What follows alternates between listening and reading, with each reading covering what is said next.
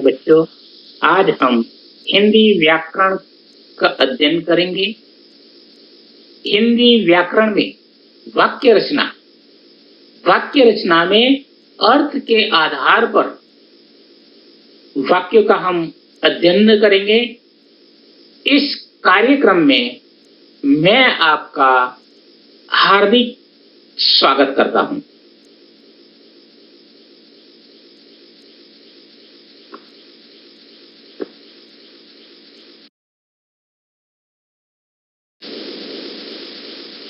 प्यारे बच्चों, हम आज वाक्य का अध्ययन करेंगे।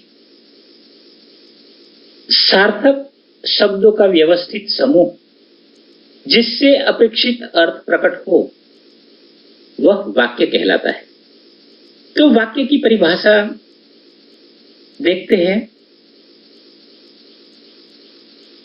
शब्दों का वह सार्थक समूह जो पूरा आशय प्रकट करता है वाक्य कहलाता है। वाक्य में कम से कम एक क्रिया अवश्य होती है। प्यारे बच्चों, वर्णों से शब्द और शब्दों से वाक्य बनते हैं। वाक्य में कम से कम दो शब्द, कर्ता और क्रिया होने आवश्यक है, परंतु वार्तालाप और कभी-कभी विवशता की स्थिति में एक शब्द का वाक्य भी पढ़ने सुनने को मिलता है। जैसे कहां से आ रहा है? घर से। देखिए यहां पर एक ही शब्द में घर से उसका उत्तर मिल गया। कहां जाएंगे?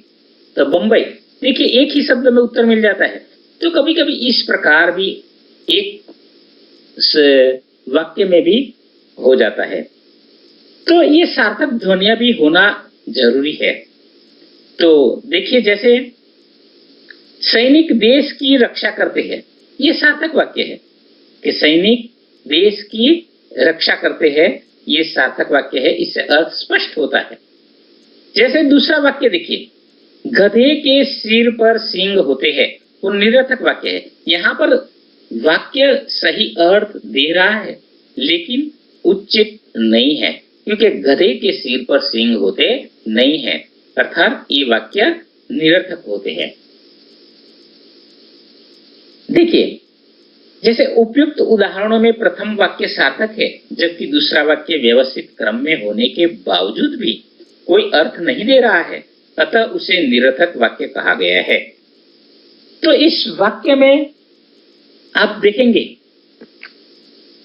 तो देखिए शब्दों का अपना अपना अर्थ होता है, लेकिन इनको बिना किसी क्रम के अलग अलग बोलने से वक्ता का पूरा अभिप्राय स्पष्ट नहीं हो पाता। इन शब्दों को निश्चित क्रम और स्वाभाविक गति से बोलने पर वक्ता का अभिप्राय स्पष्ट हो जाता है। जैसे नदी के किनारे किनारे एक गाय जा रही थी। देखिए वो स्पष्ट हो जाता है वाक्य, लेकिन इस वाक्य के शब्द यदि अलग अलग या रुक रुक कर बोले जाए, जैसे देखिए नदी के किनारे किनारे एक गाय जा रही थी बोले जाए तो अभिप्राय पूरी तरह स्पष्ट नहीं होगा। वाक्य के शब्दों को सही क्रम से संयोजित करने तथा स्वाभाविक गति से बोलने पर बात पूरी तरह समझ में आ जाती है। तो ये वाक्य की समझूती। देखिए अब वाक्य के इसी आधार पर वाक्य के तत्व अर्थात गुण 6 भेद है। वाक्य के निम्नलिखित 6 अनिवार्य तत्व होने चाहिए, यानी गुण होने चाहिए वाक्य में। तो पहला है एक सार्थकता। देखिए मैंने अभी आपको उदाहरण जो बताए पहले, उसी के आधार पर वाक्य में एक 6 गुण हैं। इनमें से पहला है सार्थकता। सामान्यतः वाक्य रचना के लिए सार्थक शब्दों का प्रयोग किया जाता है, किंतु कभी-कभी निरर्थक शब्द भी वाक्य में प्रयुक्त होकर अर्थ की अभिव्यक्ति करने लगते हैं। जैसे तुम दोनों भी चिक चिक मुझे बिल्कुल पसंद नहीं है। देखिए चिक चिक कोई सार्थक शब्द नहीं है, लेकिन यहाँ पर अभिप्राय शब्द निरर्थक शब्द है ना। यहाँ पर परिभाषा में क्या कहा है? सामान्यतः वाक्य रचना के लिए सार्थक शब्दों का प्रयोग किया जाता है, किंतु कभी कभी निरर्थक शब्द भी वाक्य में प्रयुक्त होकर अर्थ की अभिव्यक्ति करने लगते हैं। यहाँ पर चिक चिक अपनी अभिव्यक्ति प्रकट करते हैं, लेकिन चिक चिक कोई सार्थक शब्द नहीं है। हाँ, अगर इस वाक्य को कहा जाए कि तुम दोनों की चकचक मुझे बिल्कुल पसंद नहीं है, तो सही है। दूसरा वाक्य देखिए, उसे उबड़ खाबड़ रास्ते से होकर जाना पड़ा, है ना। इसमें उबड़ खाबड़ ये सार्थक नहीं है, ये युग्म शब्द प्रयुक्त हुए हैं इस वाक्य में, है ना। तो सार्थकता, इस तरह वाक्य में सार्थकता होना अनिवार्य है। दूसरा है योग्यता। यहाँ योग्यता का अर्थ है क्षमता। यहाँ योग्यता का दूसरा अर्थ है क्षमता, अर्थात वाक्य में प्रयुक्त प्रत्येक सार्थक शब्द में प्रसंग के अनुरूप, देखिए यहाँ पर ध्यान दीजिए इस बात पर, वाक्य में प्रयुक्त प्रत्येक सार्थक शब्द में प्रसंग के अनुरूप अर्थ देने की क्षमता होनी चाहिए। जैसे अंकिता चाय खाती है, देखिए यहाँ पर वाक्य में प्रयुक्त प्रत्येक सार्थक शब्द में प्रसंग के अनुरूप अर्थ देने की क्षमता होनी चाहिए, लेकिन यहाँ पर अंकिता चाय खाती है, खाती शब्द प्रसंग के अनुरूप अर्थ देती नहीं है, क्षमता नहीं है। तो देखिए क्या होना चाहिए, इस वाक्य में प्रयुक्त सभी शब्द सार्थक है, परंतु प्रसंग अनुसार खाती शब्द का अर्थ नहीं दे रहा है, क्योंकि चाय खाई नहीं पी जाती है। अर्थात इस वाक्य का सही रूप होगा अंकिता चाय पीती है। आए समझ में। तो योग्यता, तो यहाँ पर पहला सार्थकता होनी चाहिए, दूसरा योग्यता।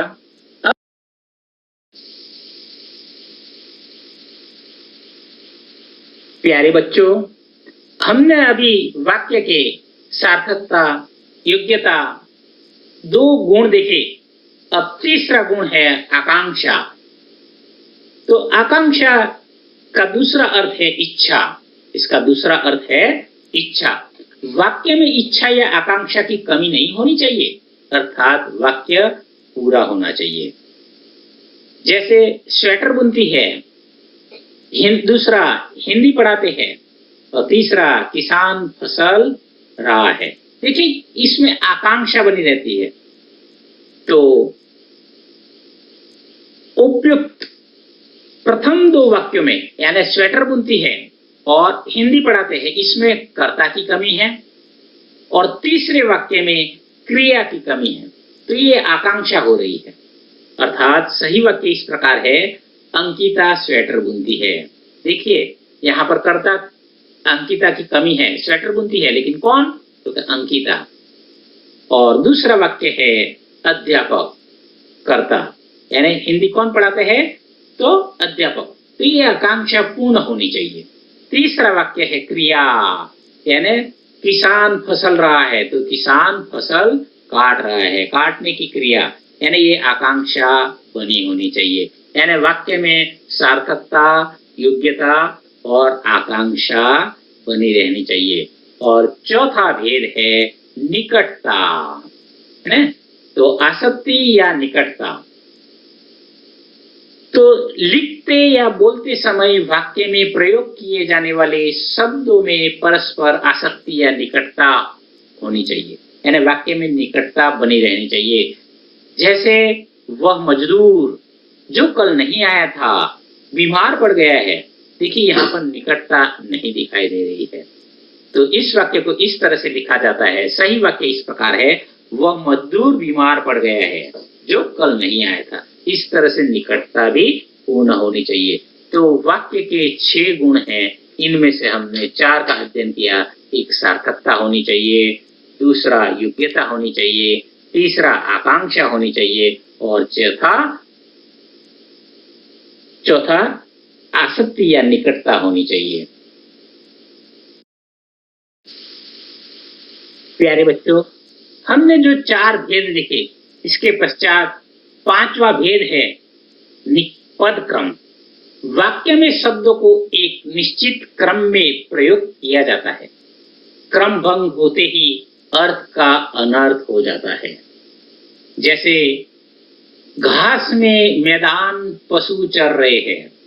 दूसरा, आसमान चमकने लगा सूरज में। देखिए यहाँ क्रम भंग होने की वजह से अर्थ का अनर्थ हो रहा है ना?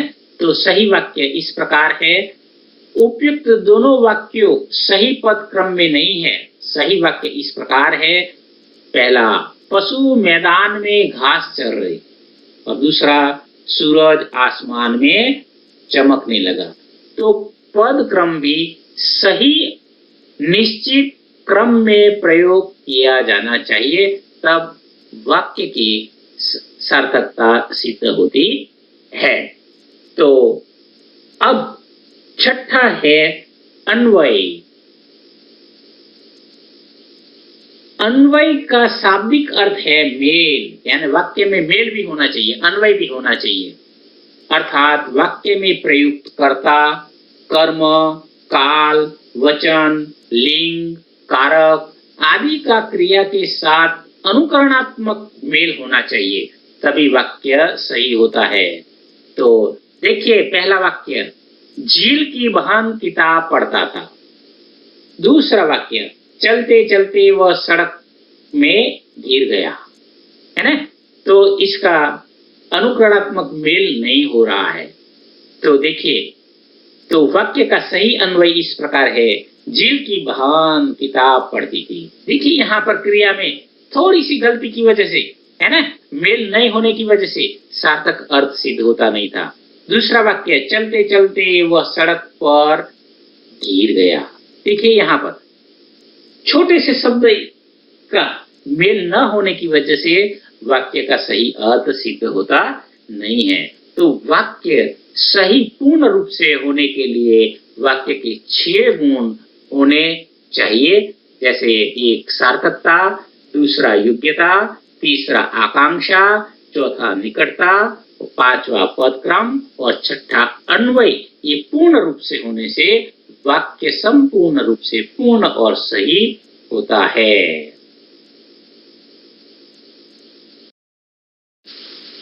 प्यारे बच्चों, वाक्य के भाग, वाक्य के 2 भाग होते हैं, एक उद्देश्य, दूसरा विधेय। तो उद्देश्य के संबंध में हम देखते हैं, तो जिसके विषय में कुछ कहा जाए उसे उद्देश्य कहते हैं। जैसे मैत्री सेब खाती है, इस वाक्य में मैत्री उद्देश्य है। विधेय के संबंध में देखें तो जब उद्देश्य के विषय में कुछ कहा जाए उसे विधेय कहते हैं। जैसे मैत्री सेब खाती है, इस वाक्य में मैत्री के विषय में कहा गया है कि मैत्री सेब खा रही है। ये रेखांकित शब्द सेब खा रही है, यह भाग विधेय है, यानी मैत्री उद्देश्य है और सेब खा रही है वो विधेय है। अतः वह वाक्य, यह भाग यानी रेखांकित शब्द विधेय है। ये वाक्य के भाग हमने भाषा, लिपि और व्याकरण और हिंदी में हमने इस वीडियो में देखा था, और इसमें फिर से मैं ये बता रहा हूं, तो अवश्य ध्यान दीजिए इस चीज पर। ये जो उद्देश्य और विधेय के बारे में अगर आप ध्यान देंगे तो संयुक्त, सरल और मिश्र वाक्य भी आपको आसानी से समझ में आ जाएंगे। और हम जो अब पढ़ने जा रहे हैं वाक्य के अर्थ के आधार पर वाक्य, ये भी समझ में आ जाएंगे। अतः इस बात पर विशेष रूप से ध्यान दिया जाए।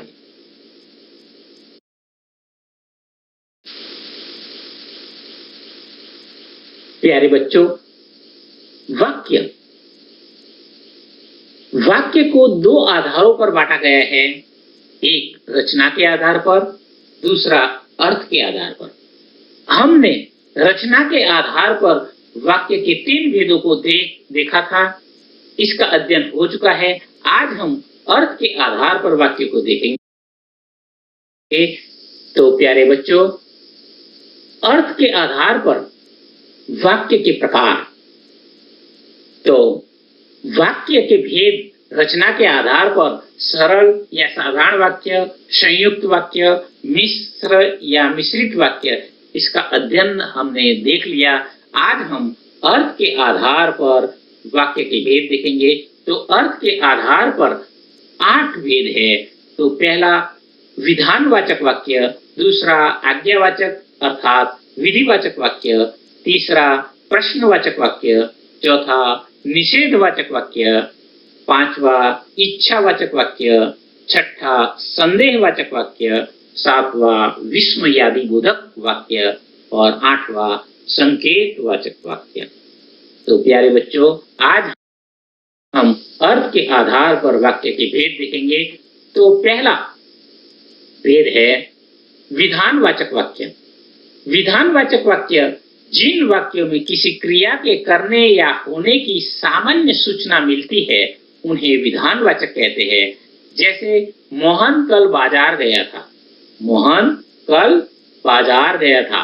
दूसरा वाक्य देखिए, प्रधानमंत्री ने लाल किले पर तिरंगा झंडा फहराया, है ना। प्रधानमंत्री ने लाल किले पर तिरंगा झंडा फहराया। और तीसरा वाक्य है आकाश में तारे टिमटिमा रहे थे। आकाश में तारे टिमटिमा रहे थे। और चौथा वाक्य ठंडी ठंडी हवा चल रही है। ये चारों वाक्य विधानवाचक वाक्य है। तो प्यारे बच्चों, ये विधान वाक्य अर्थ के आधार पर वाक्य में पहला है विधानवाचक वाक्य। तो ये आपको पूरी तरह से समझ में आ गए।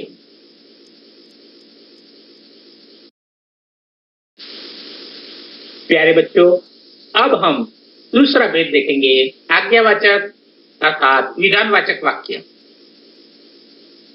तो जिन वाक्यों से आज्ञा, प्रार्थना, उपदेश या अनुमति का बोध हो उन्हें आज्ञावाचक अर्थात विधिवाचक वाक्य कहते हैं अथवा आदेशात्मक वाक्य भी कहते हैं। जैसे अब बैठकर अपना काम करो, है ना। अब बैठकर अपना काम करो। दूसरा वाक्य देखो, कृपया मुझे अपनी किताब दे दीजिए। देखिए यहाँ पर कृपया मुझे अपनी किताब दे दीजिए। पहले वाक्य में देखिए आज्ञा दी गई है बड़े व्यक्ति के द्वारा, अब बैठकर अपना काम करो। और दूसरे वाक्य में कृपया मुझे अपनी किताब दे दीजिए। यह सम उम्र के व्यक्ति आपस में बात करते हैं तो इस तरह से बात की जा सकती है। तीसरा वाक्य, आओ मुझसे जीत कर दिखाओ। देखिए यहाँ पर सम उम्र के दोनों व्यक्ति, आओ मुझसे जीत कर दिखाओ।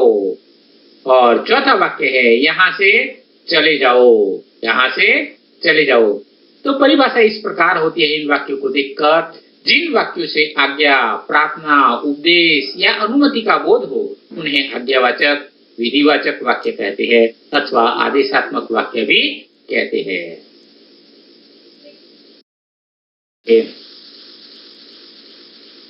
प्रश्नवाचक वाक्य, तीसरा भेद हम देखेंगे प्रश्नवाचक वाक्य। प्रश्नवाचक वाक्य में देखिए जिन वाक्यों में प्रश्न किया जाए उन्हें प्रश्नवाचक वाक्य कहते हैं। इन वाक्यों में क्या, कौन, कब, क्यों, कैसे, किसका, किसे आदि शब्द जो प्रयुक्त होते हैं, है ना, जैसे प्रश्न सूचक शब्दों या चिन्हों का प्रयोग किया जाता है। जैसे आपको क्या डर है ना, आपको क्या डर है। दूसरा, हमें कौन रोक सकता है, हमें कौन रोक सकता है। तीसरा वाक्य, अब दौड़ की क्या आवश्यकता है, अब दौड़ की क्या आवश्यकता है।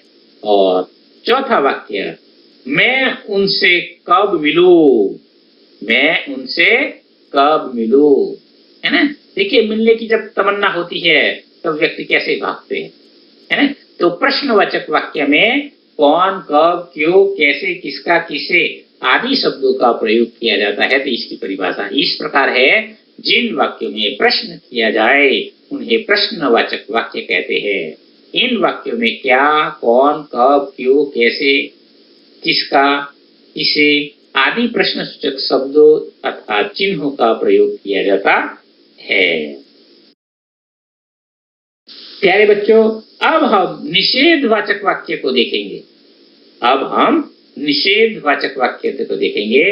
तो निषेधवाचक वाक्य को नकारात्मक वाक्य भी कहते हैं। जैसे जिन वाक्यों में किसी कार्य के निषेध अर्थात न होने का बोध होता हो उन्हें निषेधवाचक या नकारात्मक वाक्य कहते हैं। उन्हें नकारात्मक वाक्य कहते हैं। जैसे ए, छात्रों ने अपना कार्य नहीं किया। छात्रों ने अपना कार्य नहीं किया। दूसरा, मैंने दूध नहीं पिया। मैंने दूध नहीं पिया। मैंने खाना नहीं खाया। मैंने खाना नहीं खाया। देखिए, बाकी सब खा रहे हैं, लेकिन मैंने खाना नहीं खाया है, यानी ये नकारात्मक वाक्य है। और चौथा, वह आज काम नहीं करेगा, यानी जो कार्य नहीं करने का उद्देश्य प्रकट होता है उसे नकारात्मक अर्थात निषेधवाचक वाक्य कहते हैं।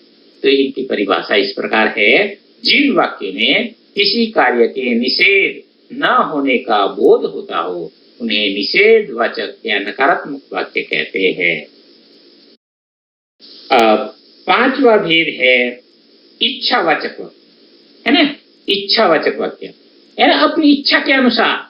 देखिए, जिन वाक्य में इच्छा, कामना, शुभ कामना, आशीर्वाद और सुझाव प्रकट हो उन्हें इच्छावाचक वाक्य कहते हैं। कभी कभी अभिशाप भी होता है ना। वो भी अगर किसी से हमें दुख पहुंचता है तो अभिशाप भी प्रकट होता है ना। तो देखिए वाक्यों को, जैसे ये पहला, अब घूमने के लिए चला जाए। देखिए यहाँ पर हम अपनी इच्छा प्रकट कर रहे हैं, अब घूमने के लिए चला जाए। दूसरा वाक्य, आपकी यात्रा मंगलमय हो, है ना। दूसरे को हम कहते हैं आपकी यात्रा मंगलमय हो। और तीसरा वाक्य है तुम्हारा कल्याण हो, है ना। उसी तरह अभिशाप भी होता है ना। यहाँ पर आशीर्वाद दिया जाता है तुम्हारा कल्याण हो, इसी तरह अभिशाप का भी वाक्य होता है। हमने नकारात्मक वाक्य यहाँ पर लिया हुआ नहीं है ना। नकारात्मक, सॉरी, हमने इस तरह से अभिशाप वाला वाक्य लिया नहीं है। चौथा, भारत माता की जय हो। भारत माता की जय हो। तो यहाँ इच्छावाचक में जिन वाक्यों में इच्छा, कामना, शुभकामना, आशीर्वाद और सुझाव प्रकट हो उन्हें इच्छावाचक वाक्य कहते हैं। प्यारे बच्चों, ये आपको समझ में आया। अब देखिए छठा भेद है संदेहवाचक वाक्य। छठा भेद है संदेहवाचक वाक्य। तो देखिए, जिन वाक्यों में संदेह या शंका व्यक्त हो उन्हें संदेहवाचक वाक्य कहते हैं। जैसे शायद आज वर्षा हो। शायद आज वर्षा हो यानी शंका प्रकट हो सकती है और नहीं भी हो सकती, तो संदेहवाचक वाक्य। दूसरा वाक्य, वह शायद ही यह काम करे, है ना। कभी काम करे या तो न करे, शंका प्रकट होती है, संदेह। वह आ गया होगा, आया हुआ या नहीं, यानी संदेह प्रकट होता है। और चौथा वाक्य है तुमने ऐसा सुना होगा। देखिए, तुमने ऐसा सुना होगा यानी ये भी यहाँ पर संदेह। तो इन वाक्य परिभाषा इस प्रकार होती है, जिन वाक्यों में संदेह या शंका व्यक्त हो उन्हें संदेहवाचक वाक्य कहते हैं। अब प्यारे बच्चों, सातवां भेद देखते हैं विस्मयादि बोधक वाक्य, यानी इसे विस्मयादि बोधक यानी विस्मयवाचक वाक्य भी कहते हैं। तो देखिए, जिन वाक्यों में विस्मय, आश्चर्य, हर्ष, शोक, घृणा आदि के भाव व्यक्त हो उन्हें विस्मयादि बोधक या उद्गारवाचक वाक्य कहते हैं। जैसे अरे इतनी ऊंची इमारत, अरे इतनी ऊंची इमारत। जब हम पहली बार जो दृश्य दिखते हैं और जो शब्द प्रयुक्त होता है ना, विस्मय, आश्चर्य प्रकट होता है। कैसा सुंदर स्थान है। देखिए, जब हम किसी सुंदर स्थान को देखते हैं तब ये देखिए कैसा सुंदर स्थान है ना, आश्चर्य प्रकट होता है। तीसरा वाक्य, आह कैसा सुंदर दृश्य है ना। और चौथा वाक्य, वाह तुमने तो कमाल कर दिया। देखिए, वाह तुमने तो कमाल कर दिया। तो इन वाक्य को देखकर परिभाषा इस प्रकार होती है, जिन वाक्यों में विस्मय, आश्चर्य, हर्ष, शोक, घृणा आदि के भाव व्यक्त हो उन्हें विस्मयादि बोधक या उद्गारवाचक वाक्य भी कहते हैं। प्यारे बच्चों, अब हम 8वां भेद देखते हैं, संकेतवाचक वाक्य। संकेतवाचक वाक्य जिन वाक्यों में एक क्रिया का दूसरी क्रिया पर निर्भर होने का बोध हो, उन्हें संकेतवाचक वाक्य कहते हैं। इनसे कारण, शर्त आदि का बोध होता है। जैसे एक, यदि तुम पढ़ोगे तो अवश्य सफल होंगे। यदि तुम पढ़ोगे तो अवश्य सफल होंगे, है? आप पढ़ाई करोगे तो अच्छा परिणाम मिलने वाला है। यदि तुम पढ़ोगे तो अवश्य सफल होंगे। दूसरा वाक्य, अगर वह चले तो मैं अवश्य जाऊंगा, यानी दूसरे पर निर्भर है। अगर वो चले तो मैं उनके साथ अवश्य जाऊंगा, यानी अगर वह चले तो मैं अवश्य जाऊंगा। तीसरा वाक्य है, यदि वर्षा हुई तो फसल अच्छी होगी। यदि वर्षा हुई तो फसल अच्छी होगी, है ना? देखिए यहाँ पर वर्षा हुई तो फसल अच्छी होगी, अगर वर्षा नहीं हुई तो फसल अच्छी नहीं होगी, यानी एक दूसरे पर निर्भर है। चौथा वाक्य है, अगर अच्छे कर्म करोगे तो समाज में सम्मान पाओगे, है ना? अगर अच्छे कर्म करोगे तो समाज में सम्मान पाओगे, अगर अच्छे कर्म नहीं करोगे तो समाज में सम्मान मिलेगा नहीं।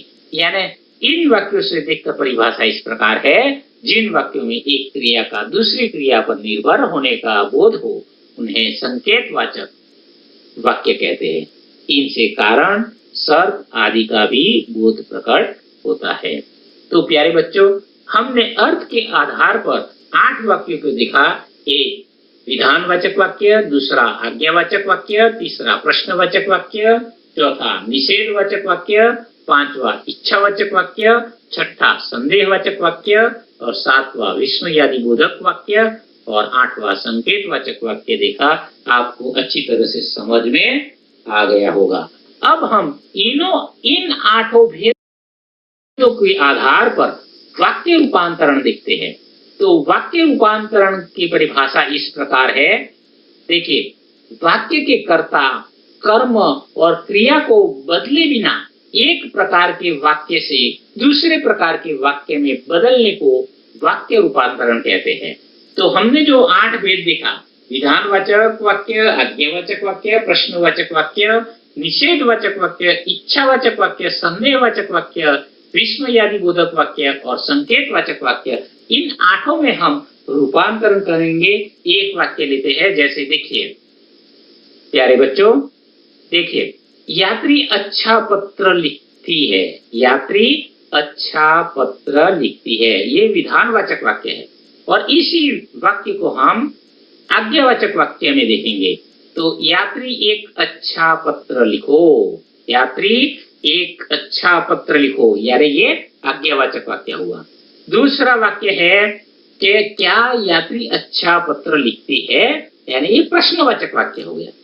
प्यारे बच्चों, ध्यान देना, इन एक ही वाक्य को हम 8 भेदों में रूपांतरण करेंगे। तो पहला है विधानवाचक वाक्य देखा आपने, दूसरा आज्ञावाचक देखा और तीसरा क्या यात्री अच्छा पत्र लिखती है, ये प्रश्नवाचक वाक्य देखा। चौथा वाक्य है यात्री अच्छा पत्र नहीं लिखती, यानी निषेधवाचक नकारात्मक वाक्य, यात्री अच्छा पत्र नहीं लिखती है। तो अब हम 5वां देखेंगे, इच्छावाचक वाक्य। मेरी इच्छा है कि यात्री अच्छा पत्र लिखे। मेरी इच्छा है कि यात्री अच्छा पत्र लिखे, है ना, इच्छावाचक वाक्य हुआ। छठा संदेहवाचक वाक्य देखेंगे। संभवतः यात्री ने भी अच्छा पत्र लिखा होगा, यानी संदेह प्रकट होता है, संदेहवाचक वाक्य। संभवतः यात्री ने भी अच्छा पत्र लिखा होगा। 7वां देखते हैं विस्मयादि। अरे, इतना अच्छा पत्र यात्री ने लिखा है, यानी विस्मयादि बोधक वाक्य हुआ, है ना। अरे, इतना अच्छा पत्र यात्री ने लिखा है। और 8वां संकेतवाचक वाक्य देखते हैं। यदि मैं कहता तो यात्री अवश्य अच्छा पत्र लिखती, यानी संकेतवाचक वाक्य। तो प्यारे बच्चों, ये वाक्य रूपांतरण यानी एक ही वाक्य को हमने 8 भेदों में रूपांतरण किया। उसी तरह आप अन्य वाक्य को भी इस तरह से रूपांतरण कर सकते हो। प्यारे बच्चों, अब हमने जो अध्ययन किया इसका मूल्यांकन करेंगे।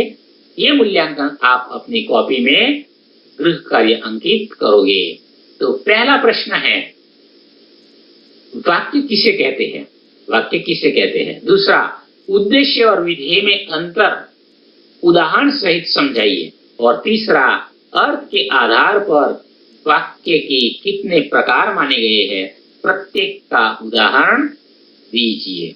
अगर इस वीडियो में अगर आपको किसी भी प्रकार का संदेह, शंका या प्रश्न है तो आप हमें ईमेल पर या हमारे कमेंट बॉक्स में आप अपना प्रश्न अंकित कर सकते हो।